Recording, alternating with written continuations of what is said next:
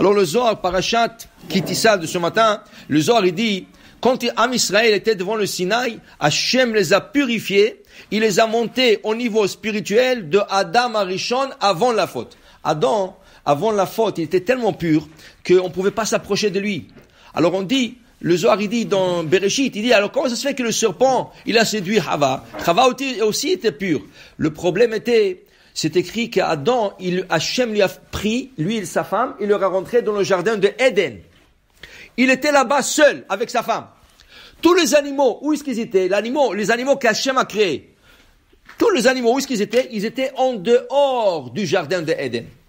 Adam Arishon, il a dit, j'ai besoin de l'aide. Je vais prendre un animal qui va m'aider. Les Avdil, comme il y a des gens qui s'achètent un chien.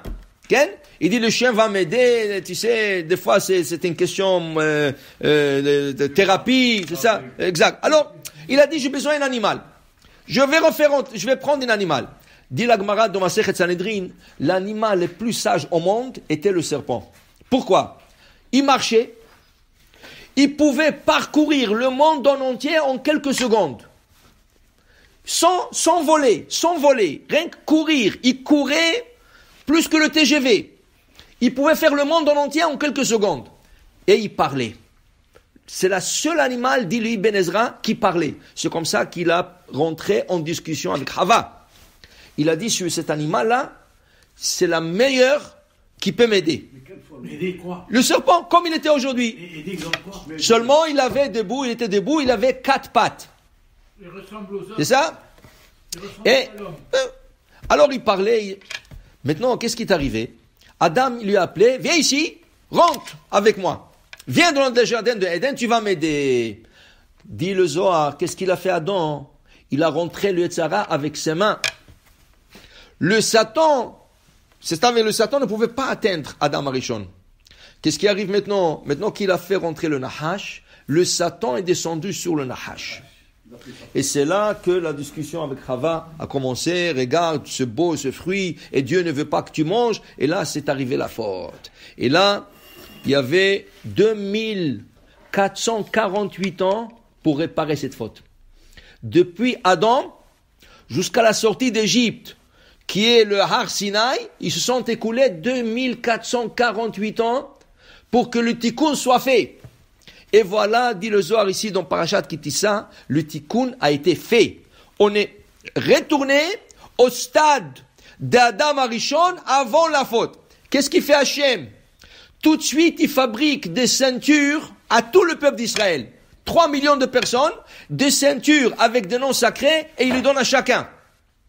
Ces ceintures-là, ils étaient de protection du Yetzara. C'est fini. Maintenant, ils sont purs comme Adam avant la faute. Et maintenant, le Yetzara ne peut plus s'approcher d'eux comme avant la faute. Comme avant la faute. Maintenant, qu'est-ce qui arrive? Chacun reçoit 2 couronnes. 2 couronnes sur la tête. Pourquoi? Naaseh venishma.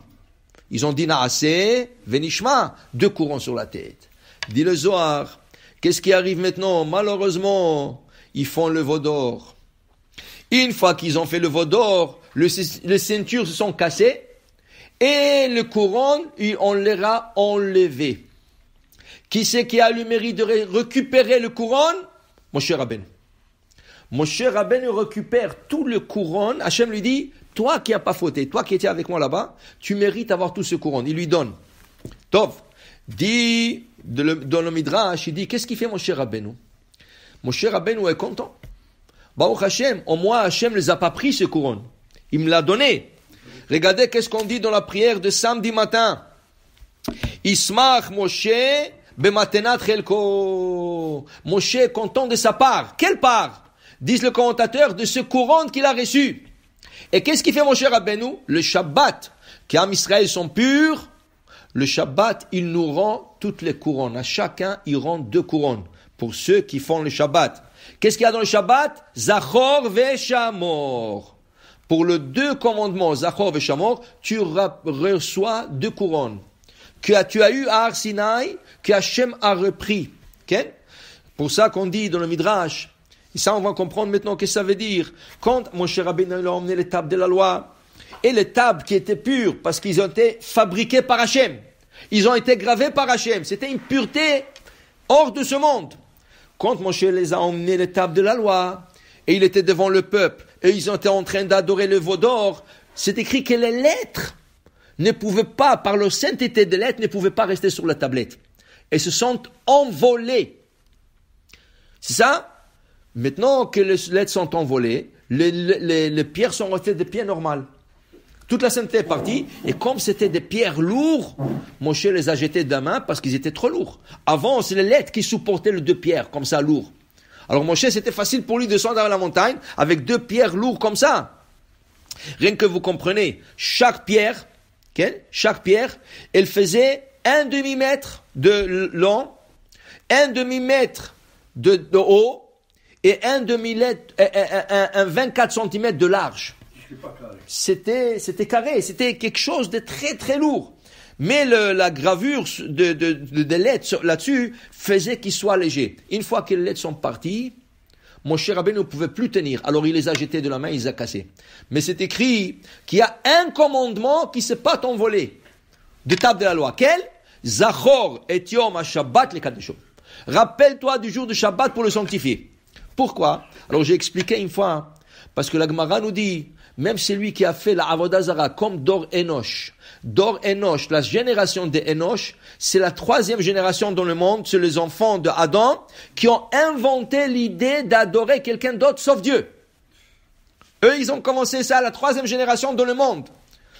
C'était la pire génération parce qu'ils ont fait vraiment des idoles de tout. De la mer, du soleil, des arbres, des herbes. Tout est devenu Avodah Zara pour eux.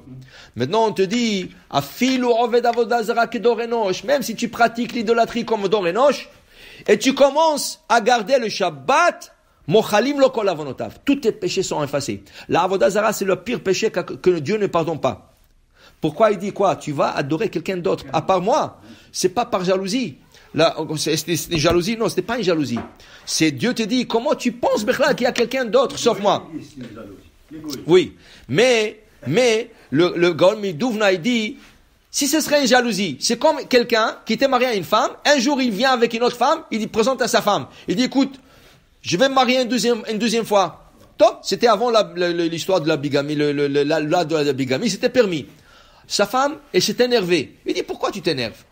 Il y a beaucoup qui ont 2 femmes. Il dit, tu sais pourquoi je m'énerve? Si tu aurais emmené une femme plus belle que moi, j'aurais rien dit. Si tu aurais emmené une femme mieux que moi, qui nettoie, qui cuisine, j'aurais rien dit. Mais qu'est-ce que tu as emmené? Une moche, qui fait rien toute la journée et qui te donne des ordres. Bien sûr que je vais m'énerver. Qu'est-ce que tu es parti chercher?